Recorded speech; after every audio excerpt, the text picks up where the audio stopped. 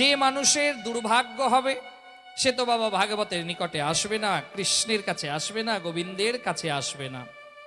কিছু কিছু মানুষ ভাবে যে যখন গ্রামে আজকে অনেক হিন্দু সমাজে যায়, গ্রামে গ্রামে ভাগাভাগি, গ্রামে পাড়ায় পাড়ায় ভেদাভেদ, মহল্লাতে ভাগাভাগি। কেউ কেউ ভাবে অমুক জন করাচ্ছে, আমি ওখানে যাব না, কারণ আমি ওখানে করাচ্ছি না। হিন্দু নিজেকে আমরা পরিচয় দিই, সেই জায়গায় আজকে আমাদের মধ্যে এই রকম বিড়ম্বনা।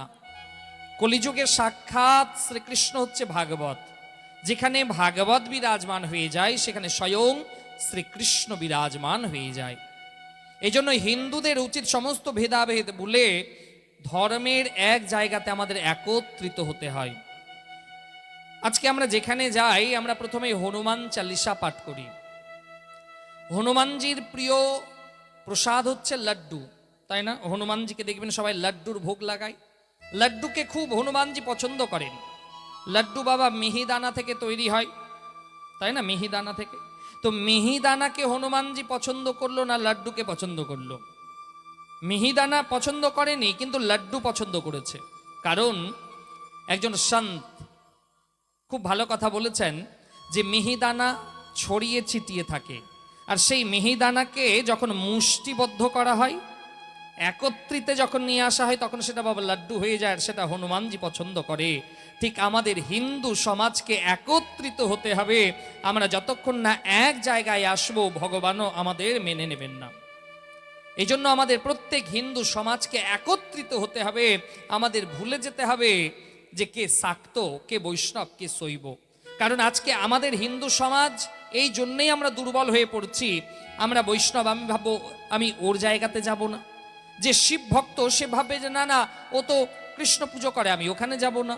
আজকে এই ভেদাভেদের জন্য আমাদের হিন্দু সমাজের শক্তি অনেকটা কমে গেছে।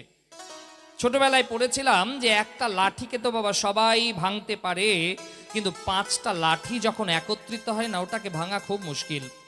এই জন্য আমাদের সবাইকে একত্রিত হতে হবে, কারণ আমাদের একটাই পরিচয়, আমরা হিন্দু, আমরা সনাতনী। কে বৈষ্ণব, কে শাক্ত, কে শৈব, কে সৌর, কে গানপত্য, সেটা অনেক পরে। কারণ যদি আমার হিন্দু জাতি না থাকে তাহলে আমার সম্প্রদায় নিয়ে আমি করব কি? এই জন্য আমাদের প্রথম পরিচয়, আমরা হিন্দু সনাতনী। প্রত্যেকে আমরা হিন্দু, আমরা প্রত্যেকে সনাতনী, এটাই আমাদের পরিচয়। এটাই যদি না থাকবে, হিন্দু সনাতন ধর্মের অস্তিত্ব যদি না থাকে, তাহলে আমি একা বৈষ্ণব হয়ে বাঁচবো, আমি একা শাক্ত হয়ে বাঁচবো? কেউ বাঁচবে না। সবাইকে একত্রিত হতে হবে। এই জন্য তো ভগবান বলছে যে সবাই তোমরা একত্রিত হও, একত্রিত হয়ে ভগবানের নাম জপ করো। নির্ভাগ্য পাপ কর্মবান, যে সেই নির্ভাগ্যবান ব্যক্তিও যদি ভাগবতের নিকটে একবার চলে আসে, ভাগবত রূপী ভগবান তার নির্ভাগ্যকে, দুর্ভাগ্যকে সৌভাগ্যে পরিণত করে। সেই দুর্ভাগ্যকে সৌভাগ্যে পরিণত করবে। নির্ভাগ্য পাপ কর্মবান। আমরা প্রত্যেকটা মানুষ বাবা জীবনে জ্ঞানে অজ্ঞানে আমাদের দ্বারা প্রতিটা মুহূর্তে হয়তো পাপ কাজ হয়েই যাচ্ছে। আমরা জানি না যে আমি পাপ কাজ করলাম কিনা, কিন্তু প্রতি মুহূর্তে আমাদের দ্বারা কোনো না কোনো পাপ কাজ হয়েই যায়। তো সেই পাপী মানুষও যদি গোবিন্দের কাছে চলে আসে, যেরকম লোহাতে যতই মরিচা পড়ে থাক, সেই লোহা যখন আগুনের কাছে চলে আসে, সেই আগুনের ধর্ম লোহার মরিচাগুলোকে নষ্ট করে দেওয়া। ঠিক সেই রকম আমাদের দেহে যত পাপ চলে আসুক না কেন, যখন ভগবানের কাছে চলে আসবো, ভাগবতের নিকটে চলে আসবো, এই ভাগবত আমাদের দেহের সমস্ত পাপকে তৎক্ষণাৎ দূরীভূত করতে পারে। নির্ভাগ্য পাপ কর্মবান অনপত্য মোক্ষ কাম শৃণুয়াচ্চ কথামিমাম।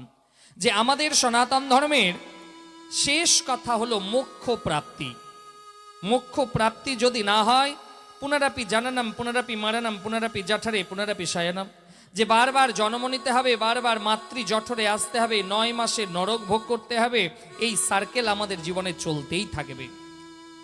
তাহলে আমাদের জীবনে যদি ভগবত প্রাপ্তি ঘটে যায়, পুনর্জন্ম ন বিদ্যতে, দ্বিতীয় জন্ম লাভ হবে না।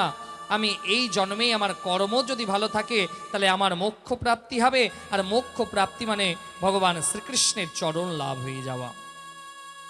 ভগবান কৃষ্ণের চরণ লাভ হয়ে যাওয়া। অনেকে তো হয়তো বলতে পারে, ভাবতে পারে যে মহারাজজি বেঁচে থাকবো আবার যেন সামনে জন্ম পাই। অনেকের মনের এটা ভাবনা হতে পারে। যেরকম দেবর্ষি নারদ একবার ভগবান নারায়ণকে গিয়ে বলছে যে প্রভু, সবই তো আপনার সৃষ্টি, কিন্তু প্রভু আমি মর্তধামে গেলাম, একটা প্রাণীকে দেখে আমার খুব কষ্ট হলো, তাই আপনার কাছে এলাম। ভগবান নারায়ণ বলছে, দেবর্ষি নারদ বলো তাহলে কোন প্রাণীকে তুমি দেখলে? দেবর্ষি নারদ বলছে, হে প্রভু, আমি যখন মর্তধামে গেলাম সেই গ্রামে দেখছি যে একটা পাঁকের মধ্যে কাদার মধ্যে কালো কালো কিছু প্রাণী থাকে। আমাদের ওদিকে তো বাবা শুয়োর বলে, আপনাদের এখানে কি বলে? তো সেই দেবর্ষি নারদ বলছে, প্রভু ওই কাদার, বিষাক্ত কাদা, পচে যাওয়া কাদা, সেই কাদার মধ্যে গড়াগড়ি খাচ্ছে, আপনারই তো সৃষ্টি, তা আপনি অন্তত একটু তাকে ভালোভাবে বসার জায়গা দিতেন। সবসময় দেখছি কাদার মধ্যে গড়াগড়ি খাচ্ছে সেই শুয়োর। তো ভগবান হাসলো। ভগবান বলছে, দেবর্ষি নারদ আমি চেষ্টা করেছিলাম, হয়নি। দেবর্ষি নারদ বলছে, প্রভু তাহলে আমি একবার চেষ্টা করে দেখি। ভগবান মৃদু হেসে বললেন, ঠিক আছে। দেবর্ষি নারদ মর্তধামে এলেন, শুয়োরের কাছে গেলেন। ভাই, তুমি এত সুন্দর জায়গা থাকতে, এত সুন্দর জায়গা থাকতে, এত শুকনো জায়গা থাকতে তুমি কাদাতে কড়াকড়ি খাচ্ছ? তো শুয়োর বলছে, আমাকে এখানেই ভালো লাগে। তো দেবর্ষি নারদ বলছে, দাঁড়াও দাঁড়াও, তোমাকে না আমি আজকে স্নান করিয়ে বৈকুণ্ঠ ধামে নিয়ে যাব। ভাবুন একটু। দেবর্ষি নারদ বলছে, তোমাকে আমি আগে ভালো করে স্নান করিয়ে দিই, স্নান করিয়ে তোমাকে বৈকুণ্ঠ ধামে নিয়ে যাব। শুয়োর বলছে, ঠিক আছে যাব। তো এবার যখন দেবর্ষি নারদ সেই শুয়োরকে স্নান করিয়েছে, দেবর্ষি নারদ যখন শুয়োরকে বৈকুণ্ঠের পথে নিয়ে যাচ্ছে, মাছ পথ প্রায় অতিক্রম করে গেছে, আর অল্প দূরেই বৈকুণ্ঠ ধামে প্রবেশ করবে। সেই সময় শুয়োর দেবর্ষি নারদকে বলছে, আচ্ছা দাঁড়ান দাঁড়ান, আপনি আমাকে কোথায় নিয়ে যাচ্ছেন? দেবর্ষি নারদ বলছে, আমি তো বৈকুণ্ঠ ধামে নিয়ে যাচ্ছি। তো শুয়োর বলছে, আচ্ছা বৈকুণ্ঠ ধামে যে নিয়ে যাচ্ছেন, ওখানে আমি কাদা পাবো তো, পাক পাবো তো? দেবর্ষি নারদ বলছে, রাম রাম রাম রাম, বৈকুণ্ঠ ধামে তো স্বয়ং নারায়ণ বাস করে, আর তুমি সেখানে গিয়েও কাদা খুঁজছো, পাক খুঁজছো? শুয়োর বলছে, না আমি নারায়ণ বুঝি না, আমি পাক ছাড়া থাকতে পারবো না, কাদা ছাড়া থাকতে পারবো না। দেবর্ষি নারদ তখন বললো, যাও তুমি তাহলে ওই পাকের মধ্যেই থাকো। শুয়োরের ভগবানের কাছে গিয়ে ও বৈকুণ্ঠ ধামে প্রবেশ হলো না, কারণ শুয়োর পাককে পছন্দ করে, কাদাকে পছন্দ করে। এরকম কিছু কিছু মানুষ আছে, এদের জীবনে সুযোগ আসবে, সুযোগ আসবে যে অমুক গ্রামে ভাগবত হচ্ছে, যাও না ভাগবত শোনো, কীর্তন করো। কে বলে, না না আজ শুনবো না, কালকে শুনবো। অনেক মানুষ ভাবে, আপনারা নয়, আপনারা তো ভালো, যারা আসেনি ওদের কথা বলছে, আপনারা তো খুবই ভালো, যারা আসেনি ওদের কথা বলছে। তো ওরা ভাবে যে আজকে শুনবো না, অন্যদিন শুনবো, এই করতে করতে আমাদের জীবন পার হয়ে যায়, আমাদের মোক্ষ প্রাপ্তি কিন্তু হয় না। তখন আমাদের জীবন চক্রে বারবার জন্ম নিতে হয়, বারবার জন্ম নিতে হয়। তো এই জন্য ভাগবতে প্রথমেই সেই শ্লোক বলছে, দরিদ্রশ্চক্ষৈ রোগী নির্ভাগ্য পাপ কর্মবান অনপত্য মোক্ষ কাম শ্রুণীয়াচ্চ কথামিমাম। এখানে কথাকে শোনার কথা বলা হয়েছে কলিযুগে, কারণ সত্যযুগে ভগবানকে হাজার হাজার বছর তপস্যা করলে ভগবানের দর্শন পাওয়া যেত সত্যযুগে। ত্রেতা যুগে যাগ যজ্ঞ করলে ভগবানের দর্শন পাওয়া যেত, দাপরে পুজো পাঠ করলে ভগবানকে পাওয়া যেত। আর কলিযুগে মানুষের সময় তো খুব অভাব। কলিযুগ কেবল নাম আধারা, সুমিরো সুমিরো নর উত্তরহি পারা। কলিযুগে শুধুমাত্র ভগবানের নাম ভগবানকে ভবসাগর পার করিয়ে দেয়। কিন্তু আমরা নাম করব না, বদনাম করব অনেক বেশি। কলিযুগের মানুষ দেখবেন বাবা, এরা যদি বৃন্দাবন ধামের পথেও যায়, ট্রেনে যেতে যেতেও শাশুড়ি বৌমার নিন্দা করবে, বৌমা শাশুড়ির নিন্দা করবে, নিন্দা করতে করতে বৃন্দাবন ধামে পৌঁছে যাবে, তবু এদের নিন্দা বন্ধ হবে না। তো এই জন্য বলছে যে কলিযুগে যত পারবে নাম জপ করো, নাম জপ করো। কলিযুগ কেবল নাম আধারা, সুমিরো সুমিরো নর উত্তরহি পারা। কলিযুগে ভগবানের নাম আপনাকে ভবসাগর পার করাতে পারে। আর ভগবানের নাম করার সময় কলিযুগে দেখবেন যারা বৈষ্ণবগণ হয় বা যারা ব্রাহ্মণ আদি সাধু সন্ত মহাত্মা হয়, তারা করতালি দেয় ভগবানের নাম জপ করার সময়। যেরকম গোবিন্দকে ভোগ লাগানোর সময় ঘন্টা বাজে, ঠিক সেই রকম ভাবে ভগবানের নাম জপ করতে করতে করতালি দিতে হয়। জানেন তো মা, করতালি দিতে হয় বলছে কেন? যে ডান হাতে কৃষ্ণ বিরাজমান আর বাম হাতে রাধারানী বিরাজমান। একসঙ্গে যখন আসবে, রাধার কৃষ্ণ এক জায়গায় বিরাজমান, আর যে ধ্বনি উচ্চারণ হয় মা করতালির যে ধ্বনি, সেই ধ্বনি আমাদের দেহের পাপকে তৎক্ষণাৎ দূর করে দেয়। এই জন্য ভগবানের নাম জপ করতে করতে করতালি বাজাতে হয়। দ্বিতীয় লাভ বলছে, একটা গাছে যদি 5টা পাখি বসে থাকে আর সেই গাছের তলাতে গিয়ে যদি এইভাবে কেউ করতালি দেয়, তো গাছে পাখি থাকবে মা? গাছের পাখি থাকবে না। ঠিক সেই রকম ভগবানের নাম জপ করতে করতে আমরা যদি করতালি দিই, আমাদের দেহরূপ গাছে পাপ রূপ পাখি বসে থাকবে না। এই জন্য ভগবানের নাম জপ করতে করতে করতালি দিতে হয়। ভগবান কি খিদা লেগেছে কি না? অনেকবার অ্যানাউন্স হয়ে গেছিল তো যে একদম খাওয়া দাওয়া শুরু হয়ে গেছে বলে জিজ্ঞেস করে নিলাম। কিছু চালাক ভক্ত আছে, তারা তো একদম খাওয়া দাওয়া করে চাকাচাক ভাবে খেয়ে তারপরে বসেছে, চলুক এবার যতক্ষণ চলবে। বলো রাধে রাধে। কারণ কেন? যারা খেয়েছে তাদেরকে দেখছি লম্বা লম্বা হাই তোলা শুরু করে দিয়েছে। খাওয়া দাওয়ার পরে যেটা হয়তো একটু বিশ্রামের প্রয়োজন হয়, কয়েকজনকে দেখতে পাচ্ছি হা হা লম্বা লম্বা হাই তুলছে। পেছন মুড়ে তাকাবেন না, লজ্জায় পড়ে যাবে।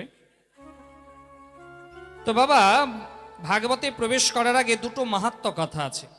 একটা হচ্ছে ভক্তি নারদ সংবাদ, আর একটা হচ্ছে গৌকর্ণ মহারাজের উপাখ্যান।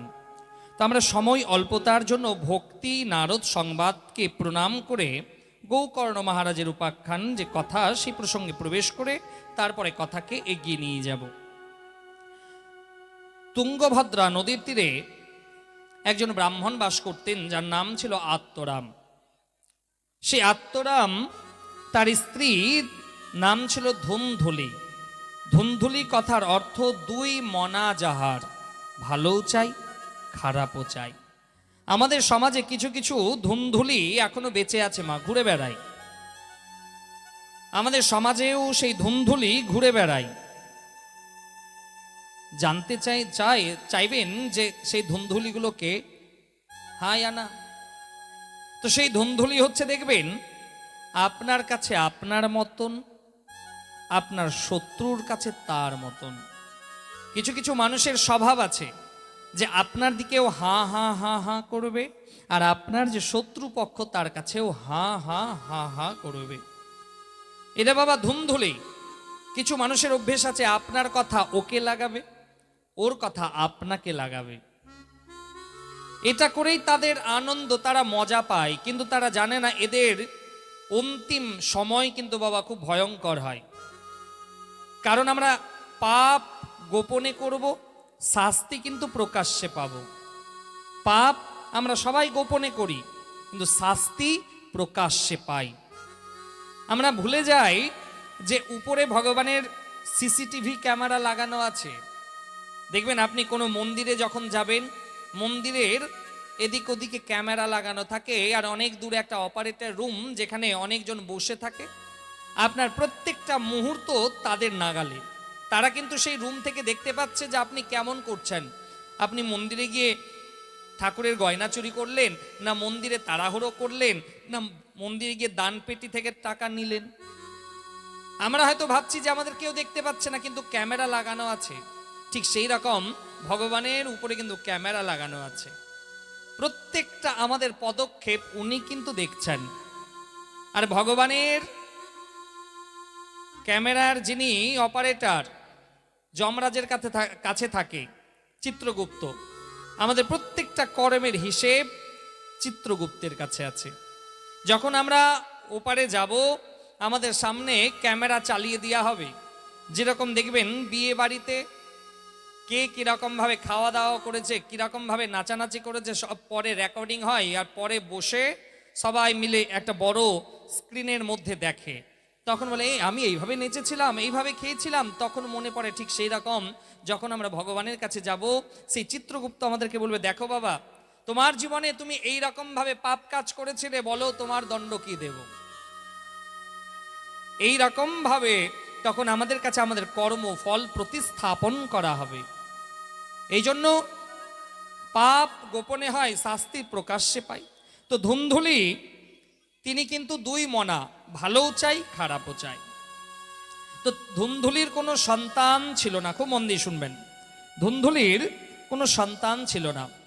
তো আত্মরাম জীবনে অনেক পূজা পাঠ দান ধ্যান করলেন, তবু তার সন্তান হলো না। আত্মরাম জীবনে অনেক পুজো পাঠ করেছে, যাগযজ্ঞ করেছে, তবু তার গৃহে সন্তান হয়নি। আত্মরাম একদিন একটা গ্রামে গেছে, সেই গ্রামে দেখছে যে একজন বাবা তার সন্তানকে খুব আদর যত্ন করছে। আত্মরামের মনের মধ্যে বাসনা জন্ম নিল যে এইরকম একটা যদি আমার সন্তান হতো, তাহলে আমিও তাকে আদর করতাম, যত্ন করে পড়াশোনা করাতাম, বড় করতাম। বেশ, আত্মরামের মনের মধ্যে এই পুত্র কামনা কিন্তু আরো বেশি করে সাড়া দিল। আত্মরাম বাড়িতে এসেছে, তার গৃহে সন্তান নাই, ভালো লাগে না। কারণ নিয়ম আছে বাবা, নদীতে যদি জল না থাকে তাহলে সেই নদী অসম্পূর্ণ। নদীর সম্মান তখনই থাকবে নদীতে যদি জল থাকে, আর নদীর জল যদি না থাকে তাহলে সেই নদী অসম্পূর্ণ। সংসারে পরিবারের সন্তান যদি না থাকে তাহলে সেই সংসার অসম্পূর্ণ। ফলহীন গাছ অসম্পূর্ণ, যে গাছে ফল নেই সেই গাছ অসম্পূর্ণ গাছ। তো আত্মরাম মনে মনে ভাবছে যে আমার ঘরে সন্তান নাই।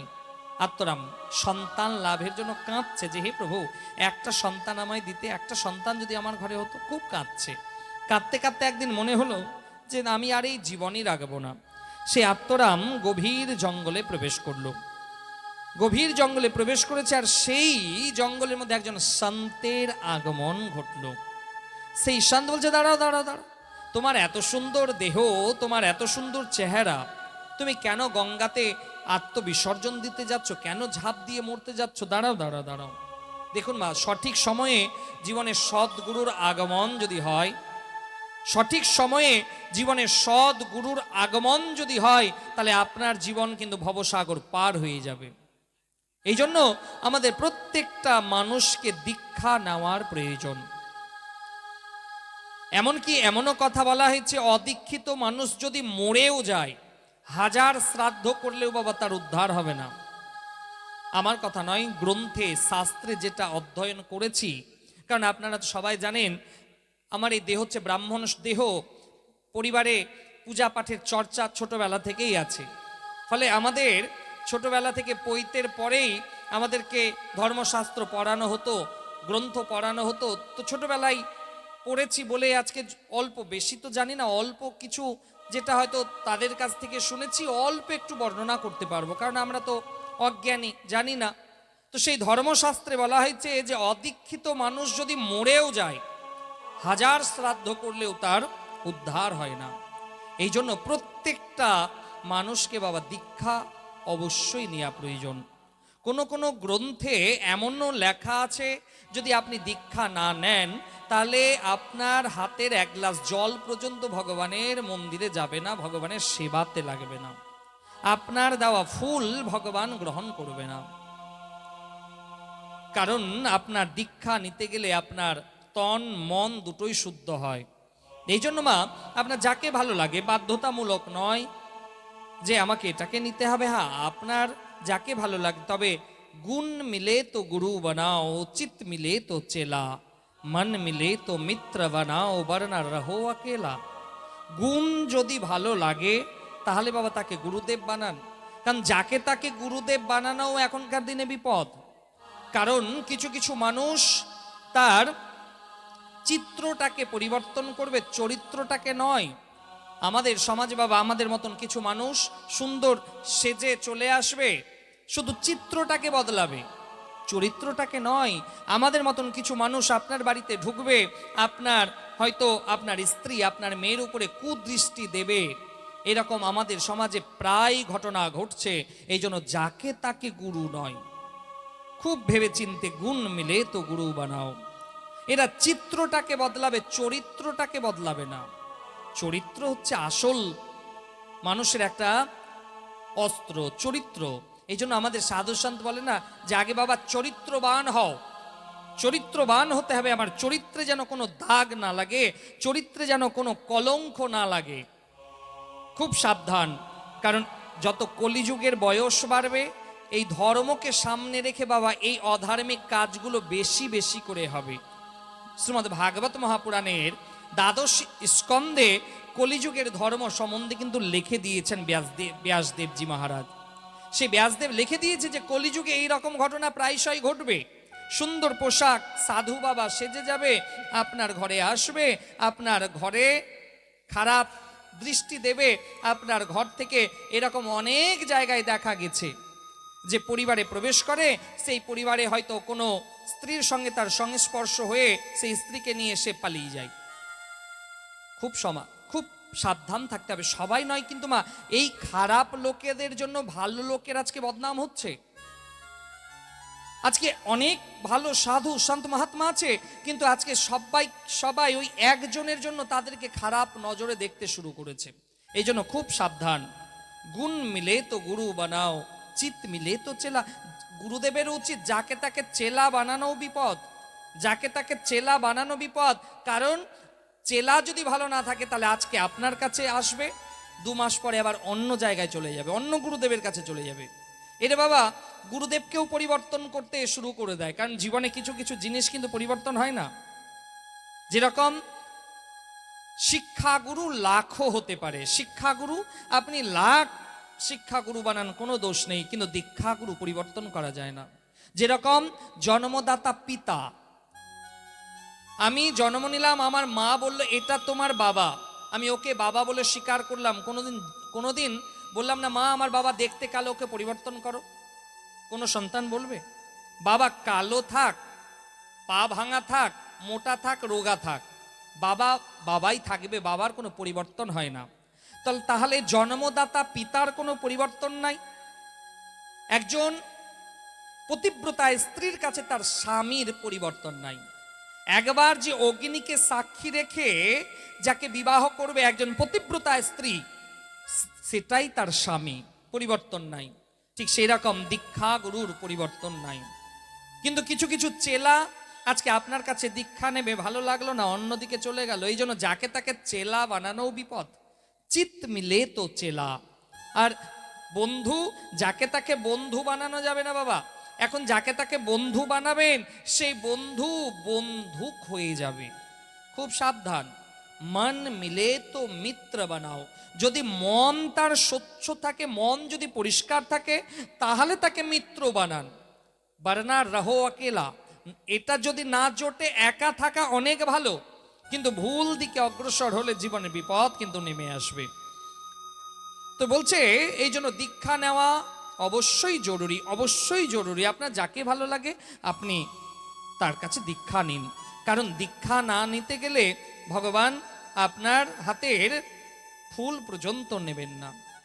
আর দেখবেন একটা আকাশ থেকে মা বৃষ্টি পড়ে, সেই বৃষ্টির জল যখন নদীতে পড়ে তাহলে সেটা কিসের জল হয়ে যায়? নদীর জল। একই বৃষ্টি একই আকাশ থেকে পড়ছে, সেই বৃষ্টির জল যদি পুকুরে পড়ে তাহলে সেটা বাবা পুকুরের জল বলে খ্যাতি পাবে। একই বৃষ্টির জল যদি গঙ্গায় পড়ে তাহলে সেটা গঙ্গা জল বলে সবাই তাকে চিনবে। একই বৃষ্টি যখন সমুদ্রে পড়ে তাহলে সেটা সমুদ্রের জল বলে সবাই জানবে। আবার একই বৃষ্টি যদি নর্দমাতে পড়ে তাহলে সেটা নর্দমার জল বলে জানবে। একই মানুষের দেহ যদি ভগবানের কাছে যায়, ভাগবত আসরে যায়, তাহলে তো সে ভগবত ভক্ত হয়ে যাবে। আর একই দেহ যদি খারাপ কাজে চলে যায় তাহলে সেটা বাবা আমাদের জীবনকে তিলে তিলে সর্বনাশ করে ছাড়বে। আজকে অনেক মানুষ আছে দেখবেন ভাগবত শুনতে আসবে না, তারা চায়ের দোকানে বসে পরনিন্দা করবে, বদনাম করবে, সেই জায়গাতে তারা পৌঁছে যাবে। চায়ের দোকান চলে যাবে, বাড়িতে বসে গোল টেবিল করবে, সেখানে পৌঁছে যাবে, কিন্তু ভাগবতের কাছে আসতে পারবে না। একই মানুষ, একই বৃষ্টির জল, কিন্তু তার গতি যেরকম যেখানে হবে তার পরিচয় কিন্তু ঠিক সেই রকম ভাবেই হবে। এই জন্য যে দেহ ভাগবতের কাছে চলে এলো মানুষ, সেটা তো ভগবত প্রাপ্তিতে পরিণত হবেই, ভগবত প্রাপ্তি তার ঘটবে। আর একই দেহ যদি খারাপ কাজে চলে যায় তাহলে বাবা জীবনের সর্বনাশ নেমে আসবে, কেউ থামতে পারবে না। এই জন্য বলেছে সৎ সঙ্গে স্বর্গবাস আর অসৎ সঙ্গে সর্বনাশ। এই জন্য দীক্ষা অবশ্যই জরুরি। তো সেই সন্ত বলছে দাঁড়াও দাঁড়াও দাঁড়াও, তোমার এত সুন্দর জীবনকে তুমি কেন বিসর্জন দিতে যাচ্ছ বাবা? তো আত্মরাম গুরুদেবকে সব কথা বলল যে হে গুরুদেব, আমার জীবনে সন্তান নেই, আর হে গুরুদেব আপনি তো জানেন যে সন্তানহীন গৃহ শ্মশানের মতন ভালো লাগছে না হে গুরুদেব। তো সেই গুরুদেব বলছে দাঁড়াও দাঁড়াও, তোমার ভাগ্যটা দেখি তো। গুরুদেব সেই আত্মরামের সামনে যখন এলো, তার কপালটাকে দেখলো। গুরুদেব মনে মনে ভাবছে যে কি এই জন্ম আর আগামী 6 মানে টোটাল 7 জন্ম পর্যন্ত আত্মরামের কপালে তো সন্তান সুখ নেই। গুরুদেব বলছে হে আত্মরাম, এই জন্ম আর আগামী 6 মানে টোটাল 7 জন্ম, 7 জন্ম পর্যন্ত তোমার কপালে সন্তান সুখ নেই। আত্মরাম বলছে হে গুরুদেব, হে গুরুদেব, শুনেছি গুরুদেবের আশীর্বাদে পর্বত টলে যায়, গুরু বাক্যা জানার্দনম। গুরুদেব যেটা বলে দেয় সেটা ফলবেই ফলবে। হে গুরুদেব আপনি কৃপা করুন। হে গুরুদেব দেখুন মা, আত্মরামের গৃহ এমন ছিল যে আত্মরামের গৃহে কোনো গাছ লাগালে সেই গাছ হতো কিন্তু ফল দিত না। আত্মরামের গৃহে একটা গোমাতাকে আনা হয়েছিল, সেই গোমাতাটাও বন্ধা, গোমাতাটাও সন্তান জন্ম দেয় না। তো সেই গুরুদেব বলল দাঁড়াও দাঁড়াও, তোমাকে আমি একটা আম্র ফল দিচ্ছি। গুরুদেব নিজের ঝোলা থেকে একটা আম্র ফল দিল আর বলল আত্মরাম এই ফল তুমি নিয়ে যাও, এই ফল তোমার স্ত্রী যদি খায় তোমার স্ত্রীর গর্ভে সন্তান হবে, তবে তোমার স্ত্রীকে কয়েকটা শর্ত পালন করতে হবে। শ্রীমদ্ ভাগবত মহাপুরাণে বলছে সত্যং শৌচাং দয়াদানমেক ভক্তম তু ভোজনম বর্ষাবধি স্ত্রিয়া কার্যম তেন পুত্রতি নির্মলঃ। সত্যং শৌচং দয়াদানমেকম বলছে হে আত্মরাম, তোমার স্ত্রীকে এই কয়েকটা শর্ত কিন্তু পালন করতে হবে। খুব মন দিয়ে শুনবেন মা।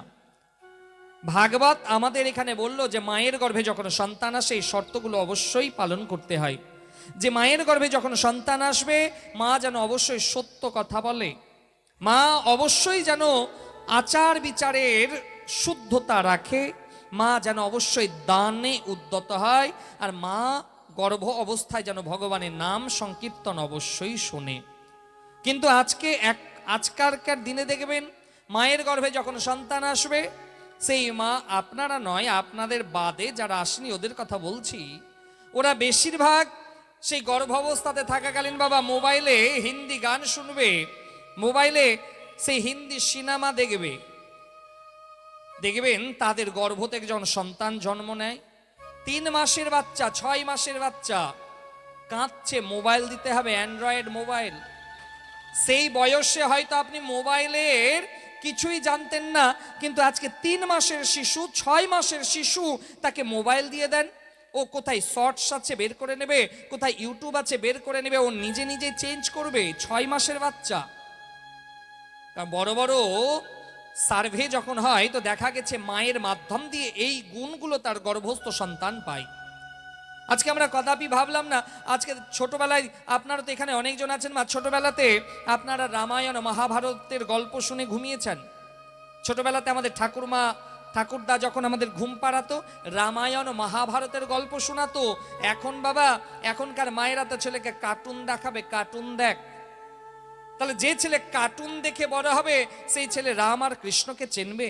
কদাপি নয়। কারণ আমরা হিন্দু সনাতনী এমন দিকে অগ্রসর হচ্ছি যে নিজের ধর্মের নিজেই সর্বনাশের দিকে আমরা উদ্যত হচ্ছি। প্রত্যেকটা বাবা মায়ের কাছে নিবেদন, কারণ মোবাইলের যে রেডিয়েশন, ভয়ঙ্কর রেডিয়েশন আপনার ছোট শিশুর ব্রেনকে নষ্ট করে দিতে পারে। আজকে 6 মাসের বাচ্চাকে তো আপনি 2 ঘন্টা 3 ঘন্টা মোবাইল ধরাচ্ছেন, সেই শিশু যেদিন 40 বছর হবে তার প্রথম রোগ আক্রমণ করবে ব্রেন ক্যান্সার, ব্রেন টিউমার। আমেরিকার একটা রিসার্চ সেন্টার, দেখুন প্রত্যেকটা কথা কিন্তু মা আপনি গুগলে সার্চ করলে পাবেন বা অধ্যয়ন করলে পাবেন। আমেরিকার সেই রিসার্চ সেন্টার তারা একটা সার্ভে করে দেখেছে যে 2035-36 সালের মধ্যে সারা পৃথিবীতে সব থেকে বেশি ক্যান্সার রোগী থাকবে, সব থেকে বেশি ব্রেন টিউমারের রোগী থাকবে 2035 থেকে 36 সালের মধ্যে। কারণ এতটা আমরা এই মোবাইলকে অবশ্যই ব্যবহার করুন, কিন্তু ছোট ছোট শিশুদেরকে নয়। কারণ তাদের ব্রেনের যে কোষ, সেই কোষগুলো সে ভয়ঙ্কর রেডিয়েশন গ্রহণ করার মতন হয়নি। আমরা হয়তো নিজে 3 ঘন্টা আরাম থেকে থাকবো, 3 ঘন্টা আরাম থেকে ঘুমোবো, তাই 3 ঘন্টা বাচ্চাকে মোবাইল দিয়ে দিলাম, বাচ্চা মোবাইল দেখছে, কিন্তু জানলাম না যে সেই সন্তানের জীবনের 10 বছর আয়ু কমে গেল। এই জন্য প্রত্যেক সনাতনী নিজের সন্তানকে, নিজের পরিবারকে সংস্কারী করে তুলুন।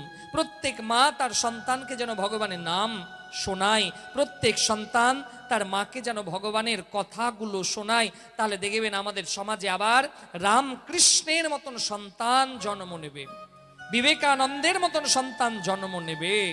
কারণ বিবেকানন্দ তো আকাশ থেকে পড়েনি, ভারতবর্ষেই কোনো মা তাকে সন্তান রূপে জন্ম দিয়েছে। শ্রী শ্রী ঠাকুরকেও তার মা তাকে জন্ম দিয়েছে, রামকৃষ্ণ পরমহংস দেবকেও মা জন্ম দিয়েছে। তাহলে মহাপুরুষগুলোকে কোনো মাই তো জন্ম দিয়েছে। এই জন্য প্রত্যেক মাকেও হতে হবে এই রকম। শ্রীমদ্ ভাগবত মহাপুরাণে বলছে, মায়ের গর্ভে সন্তান আসতে গেলে মা যেন সত্য কথা বলে। শৌচ, আচার বিচার, যে আমি কোন সিনেমা দেখব, কোন দৃশ্য আমি দেখব, এই আচার বিচারের পরিবর্তন, আচার বিচারের পরিবর্তন আমাদের ছোটবেলা থেকেই করতে হবে। কারণ আজকে এমন জায়গাতে আমরা চলে এসেছি না, বাড়িতে সবার সামনে বসে টিভি দেখাটাও মানো খুব কষ্টকর হয়ে গেছে। মাফ করবেন, হয়তো কথাগুলো অনেকের খারাপ লাগতে পারে, অনেকে ভাবতে পারে যে ভাগবত কথাতে এইসব কথা কেন বলছে। আজকে দেখুন, আজকে প্রত্যেকটা ভারতীয় সনাতনের কাছে কিন্তু এটা একটা চ্যালেঞ্জ। আর আমি এটাই ভাবি, যেখানে আমি পাঠে যাই, আমি আগে সব থেকে বেশি কথা বলি যে আমাদের একটা পরিচয়, আমরা সনাতনী। কারণ আমাদের সনাতন ধর্ম যদি না বাঁচে, আমাদের সনাতন ধর্মের সন্তানরা যদি না বাঁচে, তাহলে ভবিষ্যতে আমি কাকে রামায়ণ শোনাবো, কাকে ভাগবত শোনাবো, কে ভগবানের নাম জপ শুনবে? কারণ আজকে বেশিরভাগ ছেলেরা ধর্ম থেকে দূরে সরে যাচ্ছে। আজকে গ্রামে যদি কেউ তিলক কেটে ঘুরে বেড়ায়, আজকে গ্রামে যদি কেউ মালা ধারণ করে ঘুরে বেড়ায়, তাহলে হিন্দুরাই তাকে দেখে হাসাহাসি করবে। এটাই আজকে আমাদের দুর্ভাগ্য। আজকে আপনি মুসলিম সোসাইটিতে চলে যান, তাদের যে মৌলভী যদি রাস্তা দিয়ে যায়, তাহলে তাদের যে বয়োজ্যেষ্ঠ, তাদের ছোট ছোট বাচ্চাকে বলে যে মৌলভী সাহেব যাচ্ছে, তাকে প্রণাম জানাও, তাকে সম্মান জানাও। আজকে সেই ছোট ছোট মুসলমান ভাইরা সেই মৌলবীদেরকে সম্মান জানায়। আর কোনো হিন্দু গ্রামে যদি কোনো মালাধারী চলে আসে, কোনো জটাধারী চলে আসে, তিলক কাটা চলে আসে, ঝোলা নিয়ে বেরিয়ে যায়, তাহলে বাবা মা বলে খাবি তো খা, না হলে ওই সাধু বাবাকে ধরিয়ে দেব। ছোটবেলা থেকে ছোট ছোট শিশুদেরকে আমাদের ধর্মগুরু সম্বন্ধে আমরা কেমন করে বোঝালাম? সেই ছেলে যখন বড় হবে, সে আমাদের ধর্মগুরুকে প্রণাম করবে? কদাপি নয়, আমাদের ধর্ম থেকে সরতে আরম্ভ করবে। এই জন্য প্রত্যেকটা জায়গাতে আমার কথাগুলো থাকে যে আমি যেখানেই যাই, কারণ আমাদের হিন্দু সনাতনীকে জাগাতে হবে। কারণ হিন্দু সনাতন জেগে জেগে ঘুমোচ্ছে, মা জেগে জেগে ঘুমোচ্ছে। এরা সব কিছু দেখছে। আজকে সারা পৃথিবীতে 200টার উপর দেশ, সেই 200টা দেশের উপরে দেশ আছে বা বেশিরভাগ খ্রিস্টানদের দখলে, খ্রিস্টান অধ্যুষিত দেশ। 58টা দেশ হচ্ছে মুসলিম কান্ট্রি, বৌদ্ধদের জন্য বেশ কয়েকটা দেশ, হিন্দুদের জন্য একটাও কোনো তাদের নিজস্ব দেশ নেই, নিজস্ব রাষ্ট্র নেই। তাহলে ইন ফিউচারে আমরা যাব কোথায়? আমরা সবাই ভাবলাম যে চাকরি করব, বাবার সম্পত্তি বিক্রি করব, টাউনে যাব, বাড়ি বানাবো, ভাড়া বাড়ি থাকবো, এটাই আমাদের জীবন শেষ। পৃথিবীর 200টা দেশে এক সময় বাঙালি ছিল, এক সময় ভারতবর্ষের হিন্দু সনাতনী ছিল, কিন্তু আজকে পৃথিবীর 58টা দেশ মুসলিম কান্ট্রি। আজকে পৃথিবীর 100 কতটা দেশ মনে পড়ছে না খ্রিস্টান কান্ট্রি। হিন্দুদের নিজস্ব দেশ একটাও নেই। তাহলে ভাবুন আমাদের ভবিষ্যৎ কি হতে চলেছে, আমরা কোথায় যাব? এই জন্য হে সনাতনী, নিজের সন্তানকে ধর্মপথে নিয়ে আসতে হবে, নিজের সন্তানকে রাম প্রসঙ্গ শোনাতে হবে। আভি নাহি তো কভি নাহি, এখন যদি না জাগি ভবিষ্যতে আর আমাদের দ্বারা হবে না। তো সেই আত্মরামকে বলে এই শর্তগুলো তোমার স্ত্রী যদি পালন করে, তাহলে তোমার স্ত্রীর গর্ভে সন্তান হবে। আত্মরাম সেই ফল নিয়ে এলো। ধুন্ধুলি ধুন্ধুলি ধুন্ধুলি ঘরের মধ্যে ছিল। কি হয়েছে, চিৎকার কেন করছো? দেখুন মা, কোন পরিবারে স্বামীর থেকে তার স্ত্রীর আওয়াজ যদি বেশি হয়, তাহলে বাবা সেই গৃহের বিনাশ অবশ্যম্ভাবী। বুঝতে পেরেছেন তো? পরিবারে স্বামীর থেকে স্ত্রীর আওয়াজ যদি জোরে জোরে হয়, প্রত্যেকটা কথাতে, আপনারা ভালো, আপনাদের কথা বলিনি, যারা আসেনি ওদের কথা বলছি।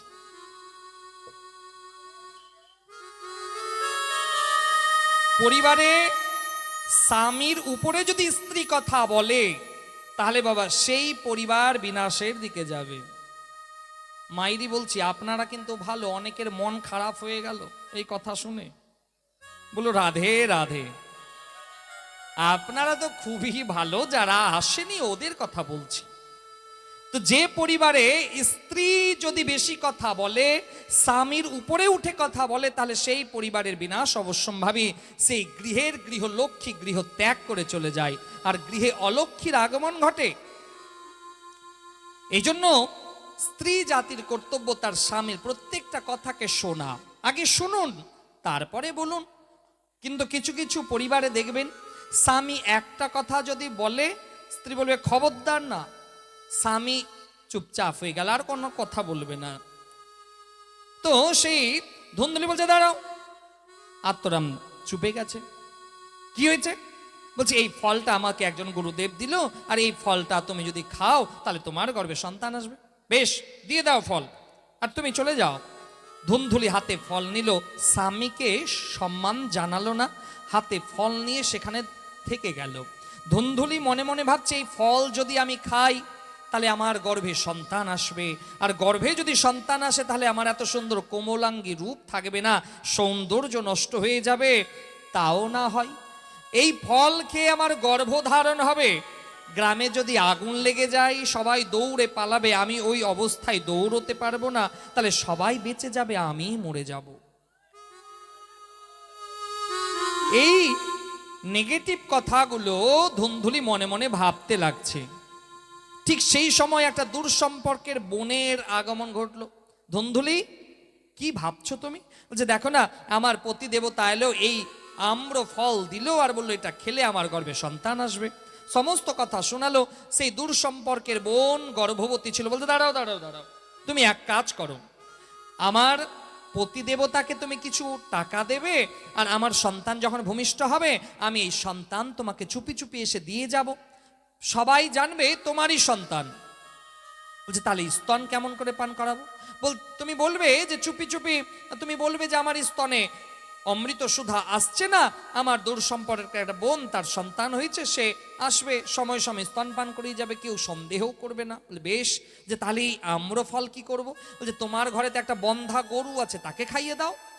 বেশ, ধুন্ধুলি সেই আম্রফল বন্ধা গরুকে খাইয়ে দিল, গরুটা গর্ভবতী হলো। আর ধুন্ধুলি গর্ভ ধারণ করলো না মা, গর্ভ ধারণ করার অভিনয় করলো। অভিনয় করলো, কারণ আমাদের কলিযুগের মানুষের দেখবেন মা দুটো রূপ আছে। কলিযুগের প্রত্যেকটা মানুষের দুটো রূপ, একটা বাইরে আর একটা ভেতরে। দুটো রূপ কিন্তু আলাদা। কলিযুগের মানুষ দেখবেন মুখে বলবে আর এক, আর ভেতরে তার থাকবে আর এক। মুখে বলবে একরকম কথা, আর করাবে আর একরকম কথা। কলিযুগের মানুষের এই গুণ আছে, কলিযুগের মানুষ। কারণ অন্যান্য যুগে তো বাবা রাবণ রাক্ষস রূপে এসেছিল, কংস রাক্ষস রূপে এসেছিল, কিন্তু কলিযুগে এই রাবণ আর কংস বা রাক্ষসগণ মানুষের ভেতরে বিরাজ করে। বাইরে থেকে দেখতে পাবেন না, সব ভেতরে বাস করে। রাবণকে বধ করার জন্য তো ত্রেতা যুগের রামচন্দ্র অবতীর্ণ হলো, আর দাপর যুগে কংসকে বধ করার জন্য ভগবান কৃষ্ণ অবতীর্ণ হলেন। সেই সময় সাক্ষাৎ রাবণকে দেখা যেত, সাক্ষাৎ কংসকে দেখা যেত। এখনো রাবণ আর কংসের মতন দৈত্য রাক্ষসেরা আমাদের মানুষের মনের মধ্যে বাস করছে। তো এই রাবণ আর কংসকে উদ্ধার করার জন্য আমাদের যে যুগপুরুষ, তারা যুগে যুগে অবতীর্ণ হয়। আমাদের যে যুগপুরুষ শ্রী শ্রী ঠাকুর বা শ্রী শ্রী রামকৃষ্ণ পরমহংসদেব, এদেরকে যুগপুরুষ বলে। এই যুগপুরুষ যুগে যুগে অবতীর্ণ হয় আমাদের দেহের রাবণকে বধ করার জন্য, আমাদের দেহের কংসকে বধ করার জন্য এই যুগপুরুষ আমাদেরকে মন্ত্র প্রদান করে। ত্রেতা যুগে তো রামচন্দ্র বাণ মেরেছিল, রাবণকে বধ করেছিল। তো সেই কলিযুগের মানুষদের, সেই যুগপুরুষদের দেওয়া মন্ত্র, গুরু মন্ত্র ভেতরের সেই রাবণ রূপী রাক্ষসকে বধ করে। এই জন্য কলিযুগে যে যুগপুরুষ, তাদের মন্ত্র আমাদের অবশ্যই নেওয়া উচিত, অবশ্যই নেওয়া উচিত। তো সেই সময় অভিনয় করলো গর্ভধারণ করার। কিছু মাস পর সেই সন্তান জন্ম নিয়েছে। গভীর রাত্রে চুপি চুপি ধুন্ধুলি সেই সন্তানকে এসে দিল, সেই দূর সম্পর্কের বোন সন্তানকে এসে দিল ধুন্ধুলির কাছে। পরের দিন সবাই জানতে পারলো যে ধুন্ধুলির পুত্র সন্তান হয়েছে, ছেলে হয়েছে। তার 3 মাস পর, ত্রিমাসে নির্গতে চাইবা, 3 মাস পর যে গোমাতাকে যে ফলটা খাইয়েছিল, সে গোমাতার গর্ভ থেকেও একটা সন্তান জন্ম নিল। মা কানটা ছিল গরুর মতন আর দেহটা ছিল মানুষের মতন। এই জন্য সেই বিদ্বান ব্রাহ্মণ পণ্ডিতেরা তার নামকরণ করলেন গৌকর্ণ। বলিয়ে গৌকর্ণ মহারাজ কি। গৌকর্ণ মহারাজের নামকরণ হলো। 2 সন্তান এবার বড় হচ্ছে। আত্মরাম এসে বলছে, ধুন্ধুলি সন্তান আমাদের বুড়ো বয়সে সন্তান হয়েছে, সন্তানের নামকরণ করতে হবে। সন্তানের নামকরণ করতে হয়, দেখবেন সন্তান যখন জন্ম নেয় সন্তানের নাম রাখতে হয়। তা আগেকার দিনে বাবা গুরুদেব যেটা নাম রেখে দিত সেটাই নাম থাকতো। আগেকার দিনে ব্রাহ্মণরা যেটা নাম লিখে দিত সেই নামটাই কার্যকর। এখন বাবা গুরুদেবের নাম ভালো লাগবে না, আর এখন তো ব্রাহ্মণের দেয়া নাম ভালো লাগবে না বাবা, এখন নিজের নাম অনুসারে রাখবে। এখন এমন কিছুদিন আগেই একজন এলো, মহারাজ জি আমার ছেলে হয়েছে, নাম রাখবো বলে দিন। তা আমি কয়েকটা ভগবানের নাম বলে দিলাম, এই নামগুলো রেখো। বলছে ঠিক আছে, কিন্তু তার আত্মসন্তুষ্টি হলো না।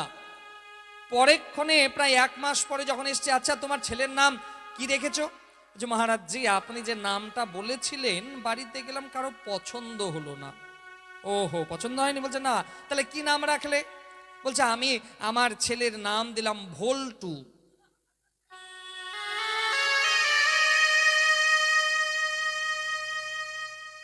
ছেলের নাম দিল ভোল্টু। এখন দেখবেন এমন এমন নাম আছে, নাট, ভোল্টু, চীন, জাপান, নেপাল, ভুটান, যে নামের কোনো মানে আছে? যে নামের কোনো মানে নাই। সেই নামগুলো রাখবে, সেই নামগুলো রাখবে। ছেলের নাম দিবে পাপাই। মাফ করবেন যদি কারো নাম পাপাই থাকে, পাপাই। নিজের সন্তানকে এখনই বাবা পাপের সঙ্গে তুলনা করলাম, মেয়ের নাম দিবে পাপিয়া, পাপিয়া। আমাদের হিন্দু সনাতন ধর্মে কত সুন্দর সুন্দর নাম, সেই নামগুলো আমাদের ভালো লাগবে না। আর এই রকম আবলু বাবলু ডাবলু যে নামের কোনো মানে নাই, সেই নামগুলো রাখবে। তো সেই সময় আত্মরাম বলছে ধুন্ধুলি পুত্রের নাম রাখতে হবে। তো ধুন্ধুলি বলছে দাঁড়াও দাঁড়াও দাঁড়াও, তোমার গরুর পেট থেকে যে জন্ম নিয়েছে তুমি তার নাম গৌকর্ণ রেখেছো, আমি কিছু বলিনি। আমার ছেলের নাম আমি রাখবো, তোমার কথা চলবে না। কি নাম রাখবে? বলছে আমার নাম ধুন্ধুলি, আমার ছেলের নাম রাখবো ধুন্ধুকারী। 2 সন্তানের নাম হলো ধুন্ধুকারী, আর গোমাতার গর্ভ থেকে যে জন্ম নিয়েছিল তার নাম ছিল গৌকর্ণ মহারাজ। 2 সন্তান এবার বড় হচ্ছে। এবার ধুন্ধুলি কাছে এসেছে আত্মরাম, যে ওগো সন্তানকে তো লেখাপড়া করাতে হবে, কারণ জীবনে দেখুন সন্তান জন্ম দিলেই আমাদের সবকিছু শেষ হয়ে যায় না, সন্তানকে আমাদের সুশিক্ষিত করতে হবে। সন্তান যদি সুশিক্ষিত না হয় তাহলে বাবা জীবনের চরম দুর্গতি কিন্তু আসবে।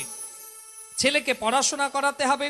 আর বর্তমানে আমরা এমন একটা সিচুয়েশনে যাচ্ছি মা, যে আমাদের উপর সিংহাসনে যারা বসে আছে, আমাদের দেশের সিংহাসনে যারা বসে আছে, তারা চায় না আপনার ছেলে শিক্ষিত হোক, কারণ তারা জানে যে আপনার ছেলে শিক্ষিত হলে তাদেরকে প্রশ্ন করতে শিখে যাবে, আর সেই প্রশ্নের উত্তর বাবা তাদের কাছে নাই। আজকে তারা চায় আপনার ছেলেকে বড় করুন, সেই ছেলেগুলো তাদের দলে গিয়ে যেন নাম লেখায়। আজকে বেশিরভাগ গ্রামে, আজকে কদিন আগেই একটা খবরে দেখলাম সরস্বতী পুজো বাবা স্কুলের ভিতরে করতে পারলো না। যে বিদ্যার মন্দির, যেখানে স্বয়ং মা সরস্বতী বিরাজ করে, সে বিদ্যার মন্দিরে সরস্বতীর পুজো হলো না, বিদ্যার দেবীকে দরজাতে চলে আসতে হলো, সে বিদ্যালয়ের গেটের সামনে সরস্বতীর পুজো করা হলো। তার মানে বিদ্যালয় থেকে সরস্বতীকে বের করে দেওয়া হলো, আর সেই স্কুলের মধ্যে অন্য কিছু প্রবেশ করে গেছে। বাবা, আপনারা সবাই জানেন আমরা এমন একটা সিচুয়েশনের মাঝখান দিয়ে যাচ্ছি।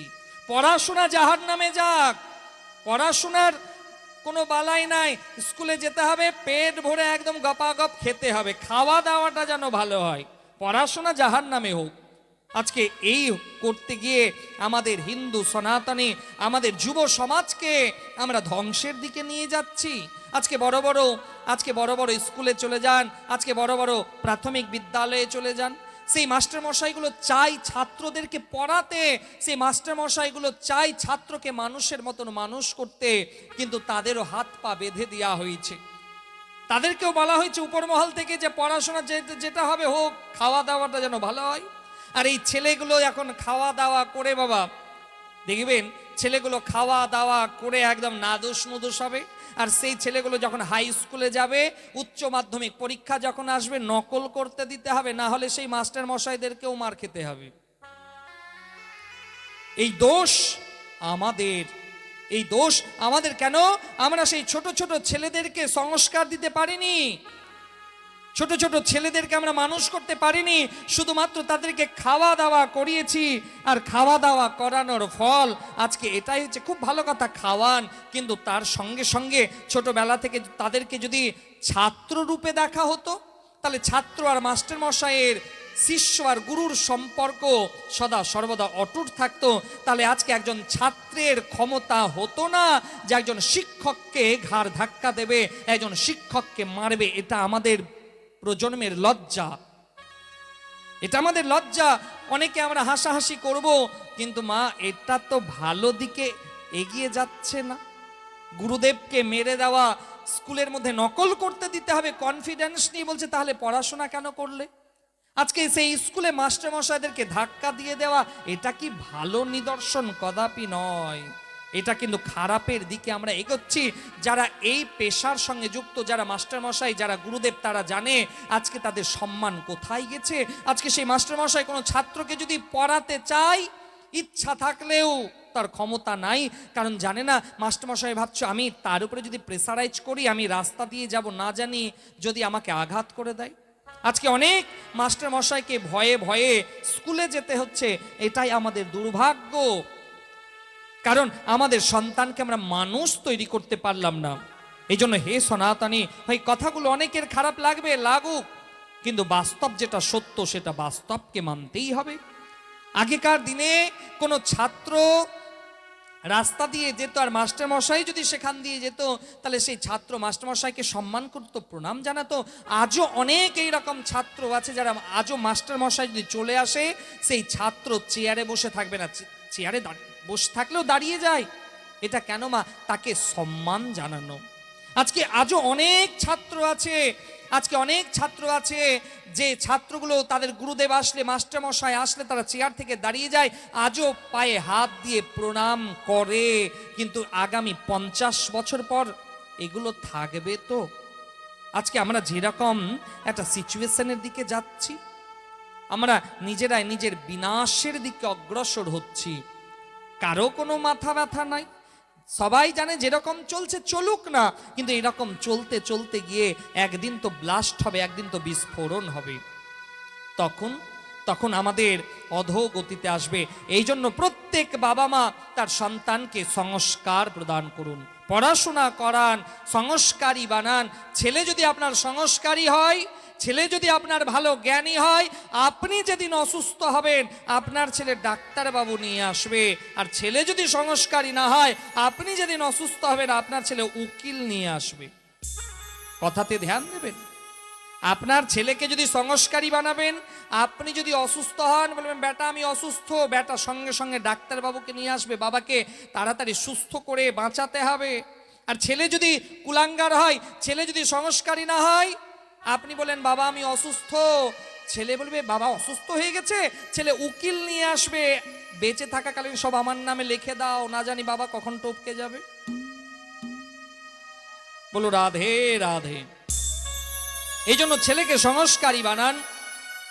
ধুন্ধুলি বলল, না, আমার ছেলেকে আমি লেখাপড়া করাবো না, আমি তো তাকে দুই চোখের সামনে রেখে বড় করব, তোমার ছেলেকে পড়াবে, পড়াও। গৌকর্ণ মহারাজকে কাশী ধামে পাঠালো শিক্ষা লাভের জন্য, আর ধুন্ধুকারীর বাবা পড়াশোনা হলো না। ধুন্ধুকারী আর একটু যখন বড় হলো, বাবারকে ন্যায় অন্যায় কথা বলতে লাগলো। বাবাকে বললো, তুমি বোঝো। এখন একটা সন্তানের দেখবেন, বেশিরভাগ সন্তান, সবাই নয়, বেশিরভাগ সন্তান বাবা মাকে আসবে, তুমি বেশি বুঝো আমার থেকে। যে বাবা মা সেই সন্তানকে বড় করলো, আর আজকে সেই সন্তান বাবা মাকে বলছে তুমি বেশি বুঝো। তাহলে ভাবুন, আজকে এই কথা যদি কোনো সন্তান বাবাকে বলে বা মাকে বলে না, এটাই বাবা মার সব থেকে বেশি বড় যন্ত্রণা, যে আমি যাকে জন্ম দিলাম আর সেই সন্তান আজকে আমাকে বলছে তুমি বেশি বুঝতে শিখে গেছো। আজকে সেই মা হয়তো সন্তানকে 9 মাস গর্ভে ধারণ করার ক্ষমতা রাখে, কিন্তু সেই সন্তান বড় হয়ে মাকে 9 মাস বাড়িতে রাখতে পারবে না। 3টা ভাই থাকলে বলবে 4 মাস তুমি রাখো, 4 মাস আমি রাখবো, 4 মাস মেজো ভাই রাখবে। যে মা 9 মাস সন্তানকে ধারণ করলো, আর আজকে সেই সন্তান বাবা মাকে পুষতে পারছে না, তাহলে ভাবুন আমাদের কি অবস্থা।